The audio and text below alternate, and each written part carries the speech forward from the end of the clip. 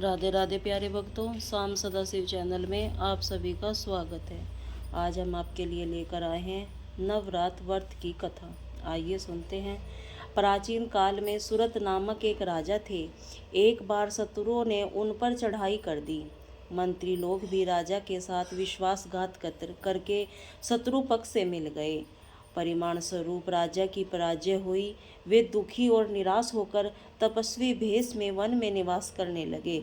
उसी वन में उन्हें समाधि नाम का एक वैश्य मिला, जो अपने स्त्री और पुरुषों से दुर्व्यवहार से अपमानित होकर वहाँ निवास करता था। दोनों में परस्पर परिचित हुआ और महर्षि मेघा के आश्रम में पहुँचे। महामुनि मेघा के द्वार आने के कारण पूछने पर दोनों ने बताया, यद्यपि हम दोनों अपने लोगों से यही अत्यंत अपमानित तिरस्कृत हैं, फिर भी अपने प्रति मोह नहीं छूटता। इसका क्या कारण है?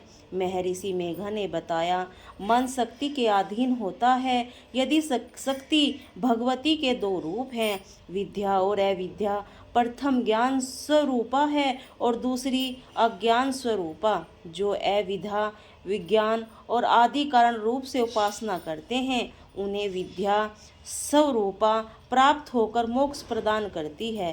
राजा सूरत ने पूछा, देवी कौन है और उनका जन्म कैसे हुआ? महामुनि बोले, राजन, आप जिस देवी के विषय में प्रश्न कर रहे हैं, वह नित्य स्वरूपा तथा विश्वव्यापिनी है। उनके प्रादुर्भाव से कई कारण हैं। कल्प पात के समय महाप्रलय होती है। उसी समय जब विष्णु भगवान क्षीर सागर में अनंत सैया पर सो रहे थे, तभी उनके दोनों कर्ण कुहरों से दो दैत्य मधु और तथा कैटप उत्पन्न हुए। धरती पर चरण रखने से ही दोनों विष्णु की नाभि कमल से उत्पन्न होने वाले ब्रह्मा को मारने दौड़े। उनके इस भयानक रूप को देखकर ब्रह्मा जी ने अनुमान लगाया, विष्णु के सिवा मेरी कोई शरण नहीं, किंतु भगवान विष्णु इस अवसर पर सो रहे हैं। तब विष्णु भगवान को जगाने हेतु उनके नयनों में निवास करने वाले योग निद्रा की स्तुति करने लगे। परिमाणित तमोगुण अधिष्ठानी देवी विष्णु भगवान के नेत्र, नासिक, मुख तथा हृदय से निकलकर आराधक ब्रह्म के सामने प्रकट हुई। योग निद्रा से निकलते ही भगवान विष्णु जाग उठे। भगवान विष्णु तथा उन राक्षसों के 5000 वर्षों तक युद्ध हुआ। अंत में वे दोनों भगवान विष्णु द्वारा मारे गए। ऋषि बोले, यह ब्रह्मा जी की स्तुति से उत्पन्न महामाया देवी की वीरता सुनो। एक बार देवताओं के स्वामी इंद्र तथा दैत्यों के स्वामी महिषासुर के सैकड़ों वर्षों तक घनघोर संग्राम हुआ।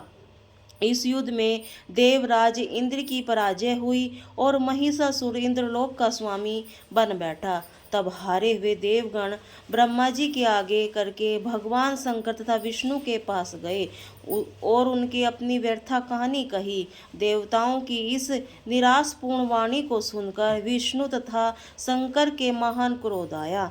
भगवान विष्णु के मुख तथा और ब्रह्म, शिव, इंद्र आदि से शरीर में एक पूंजीभूत तेज निकला, जिससे दिशाएं जलने लगी।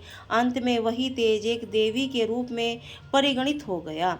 देवी ने सभी देवताओं को आयुध, शक्ति तथा आभूषण प्रदान कर उच्च स्वर से अट्ठास युक्त गंधवेणी गर्जना की, जिससे तीनों लोकों में हलचल मच गई। क्रोधित महिषासुर दैत्य सेना का व्यूह बनाकर इन्हीं सिंहनाद की ओर दौड़ा। उसे देखा कि देवी की प्रभा से तीनों देव अंकित हैं। महिषासुर अपना समस्त बल छल छंदम लगाकर भी हार गया। देवी के हाथों मारा गया। आगे चलकर यही देवी शुंभ तथा निशुंभ नामक असुरों का वध करने के लिए गौरी देवी के रूप में उत्पन्न हुई। इन सब व्याख्यानों को सुनकर मेघा ऋषि ने राजा सूरत तथा वणिक समाधि से देवी स्वप्न की विदित व्याख्यान की। इसके प्रभाव से दोनों एक नदी तट पर जाकर तपस्या में लीन हो गए। 3 वर्ष बाद दुर्गा जी ने प्रकट होकर उन दैत्यों को आशीर्वाद दिया, जिससे गणिक सांसारिक मोह से युक्त होकर अंत चिंतन में लग गया तथा राजा ने शत्रुओं को जीतकर अपना खोया राज वैभव पुनः प्राप्त कर लिया। बोले राधे।